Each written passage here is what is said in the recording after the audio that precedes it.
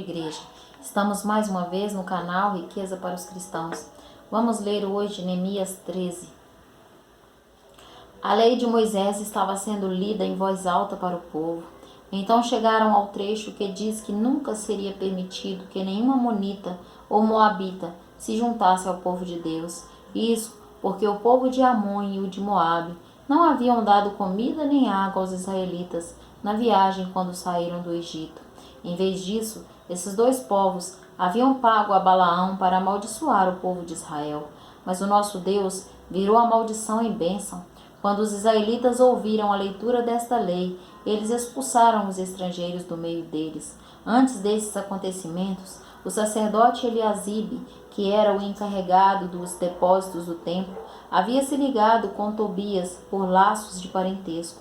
Por isso, havia deixado que Tobias usasse uma sala grande, onde antes eram guardadas as ofertas de cereais e de incenso, os objetos usados no templo, as ofertas para os sacerdotes e a 10ª parte dos cereais, do vinho e do azeite, dados para os levitas, para os músicos e para os guardas do templo.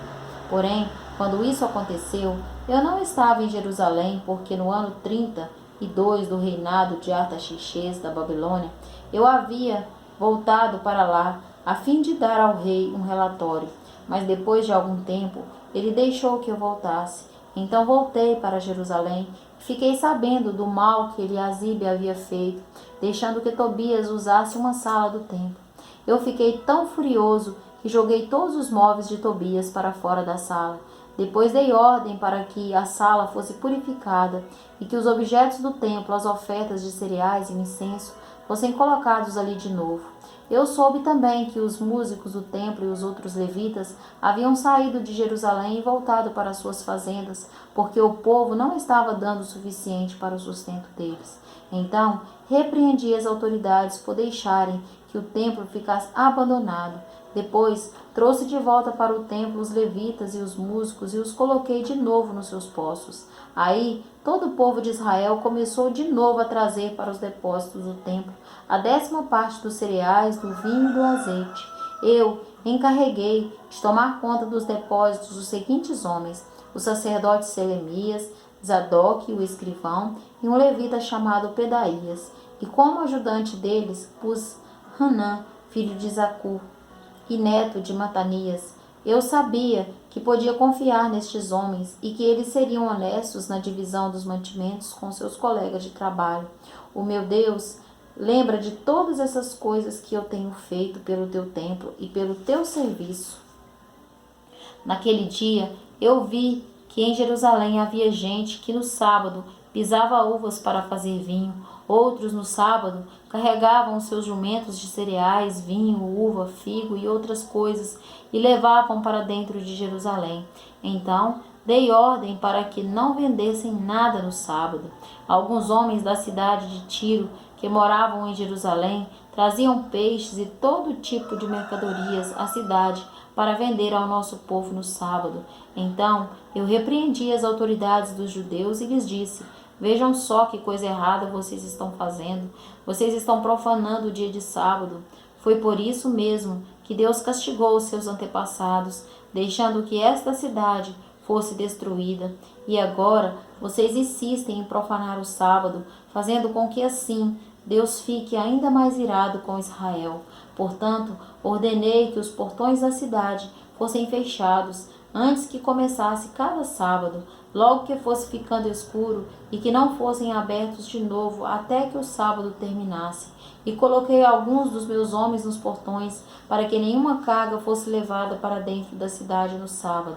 1 ou 2 vezes, os negociantes que vendiam todo tipo de mercadorias passavam a noite de sexta-feira fora das muralhas da cidade.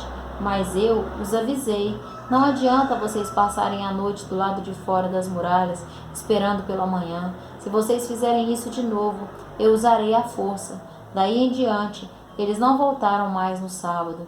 Eu mandei que os levitas se purificassem e fossem guardar os portões, para termos certeza de que o sábado seria conservado santo. O meu Deus lembra de mim por isso e tem piedade de mim por causa do teu grande amor.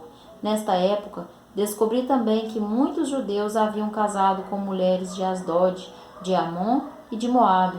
Metade dos teus filhos falava a língua de Asdod e a outra língua, e não sabia falar a língua dos judeus. Eu repreendi aqueles homens e os amaldiçoei, bati neles e arranquei os seus cabelos, e exigi em nome de Deus que fizessem a promessa de que nunca mais nem eles nem os seus filhos casariam com estrangeiras. E eu disse a eles: foram mulheres estrangeiras que fizeram o rei Salomão pecar. Ele era mais famoso do que todos os reis das outras nações. Deus o amou e o pôs como rei de todo o povo de Israel. E, no entanto, ele caiu nesse pecado. Será que nós vamos seguir o exemplo dele e desobedecer ao nosso Deus, casando com mulheres estrangeiras? Joiada era filho de Eliasibe, o grande sacerdote. Porém, um dos filhos de Joiada havia casado com uma filha de Sambalate, na cidade de Bet-horon. Por isso, eu expulsei Joiada de Jerusalém. Ó meu Deus, lembra de como essas pessoas mancharam não somente o oficial de sacerdote, como também a aliança que fizeram com os sacerdotes e com os levitas. Eu purifiquei o povo de tudo que era estrangeiro, fiz regulamentos para os sacerdotes e para os levitas, a fim de que cada um soubesse qual era a sua tarefa. Organizei o fornecimento da lenha a ser usada nos sacrifícios, para que fosse trazida no tempo certo, e fiz regulamentos a respeito das ofertas dos primeiros cereais e das primeiras frutas colhidas pelo povo.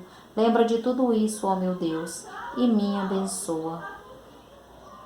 O Senhor está nos dizendo que tudo que pertence ao povo dele, mesmo quando está tudo destruído, na hora certa, principalmente quando o povo se arrepender e voltar a mente para o Senhor, tudo é reconstruído, pois Deus é um Deus de cumprir promessas.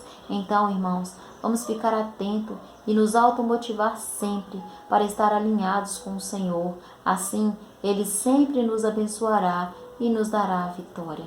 Amém e amém.